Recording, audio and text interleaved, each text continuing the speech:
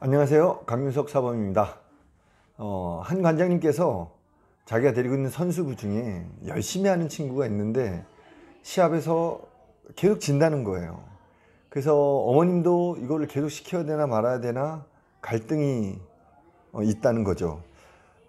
저도 이런 경험이 있는데 사실 갈등이 되죠. 고민이 되죠. 그건 사실이고, 그러면 우리가 왜 태권도를 하는지, 왜 시합에 나가는지를 한번 다시 되짚어 볼 이유가 있다고 생각합니다.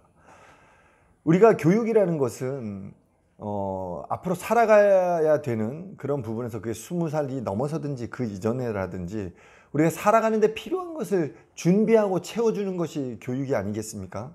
그러면 우리가 도장에서 태권도를 통해서 아이들에게 줄 수 있는 교육은 뭐 건강, 스트레스 해소, 뭐 즐거움 등등이 있을 수도 있겠지만, 이 태권도 그리고 특히나 시합을 통해서 삶을 살아가는 준비를 먼저 해야 되는 것이 중요하다고 생각합니다.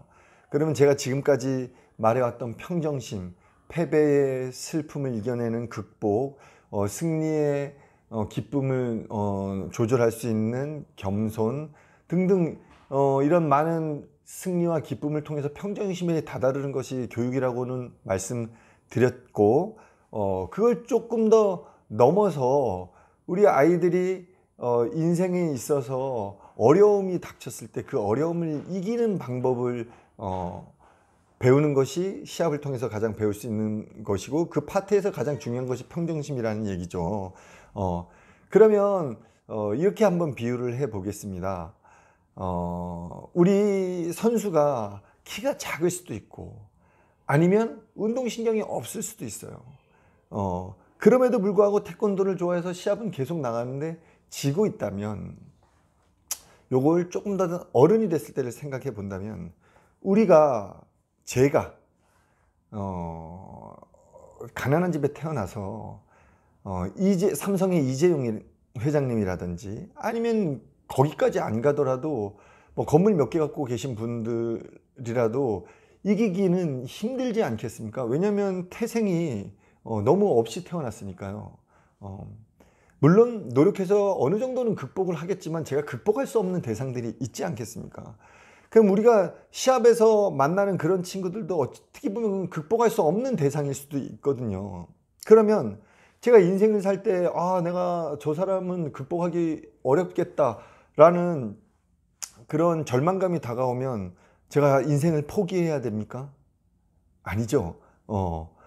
그는 그대로의 인생이 있고 나는 나대로의 인생이 있는 것이고, 나는 내가 주어진 어떤 숙명, 내가 태어났을 때 우리 부모님의 상황, 이런 것을 극복하고 더 성장하면 그 성장 속에서 저는 저의 인생이 있다고 생각을 하거든요.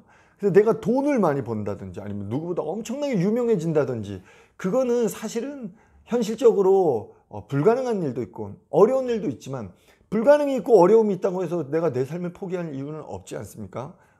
사실은 어떻게 보면 사는 데 있어서 어떤 빈부의 격차라든지 뛰어넘을 수 없는 어떤 벽이라든지 이런 걸 느낄 때마다 사실 인생에 대해서 절망을 많이 하지만, 그렇다고 우리가 희망을 포기하진 않잖아요. 이런 거죠. 어떻게 보면은 키가 작거나 아까 말했던 운동신경이 없는 친구들도 태권도를 좋아하지만 이기지 못한다고 해서 내가 그 태권도의 다른 부분을 굳이 다 포기할 필요는 없죠.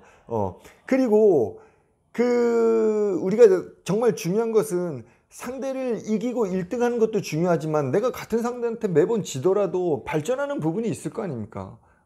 그런 부분을 찾아낼 수 있다면, 내가 내 어른이부터 내 삶이 누가 재벌 아들만큼은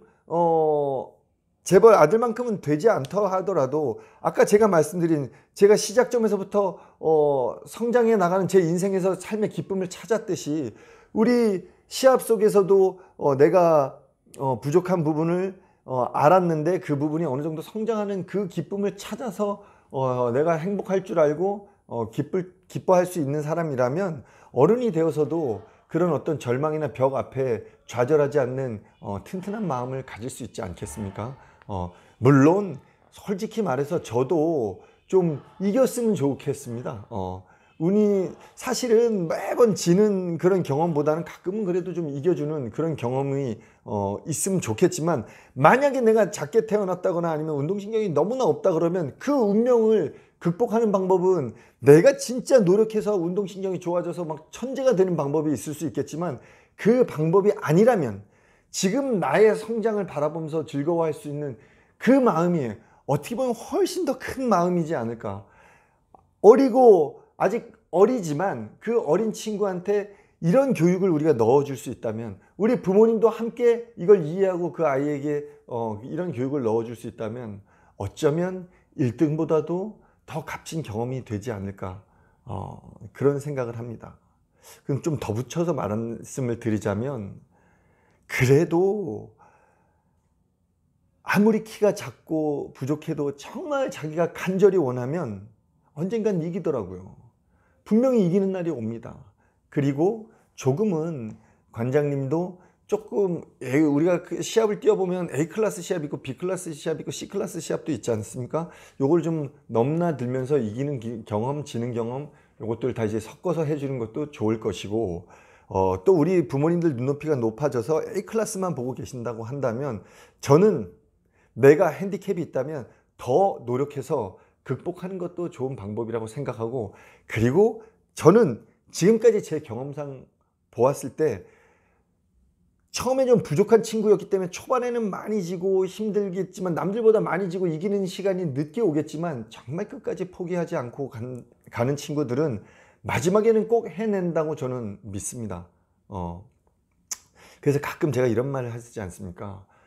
키가 2m인 친구가 국가대표가 됐고, 키가 160cm인 친구는 너무나 간절히 원해서 정말 절박하게 노력했는데, 대충 노력한 2m 친구한테 져서, 대충 노력한 2m 친구 국가대표가 됐지만, 2m 국가대표가 된 그 친구의 태권도가 정말 멋진 태권도인지, 아니면 160이지만 간절히 원했던 그 친구의 태권도가 멋진 태권도인지는 말을 안 해도 누구나 다 알 거라고 생각합니다.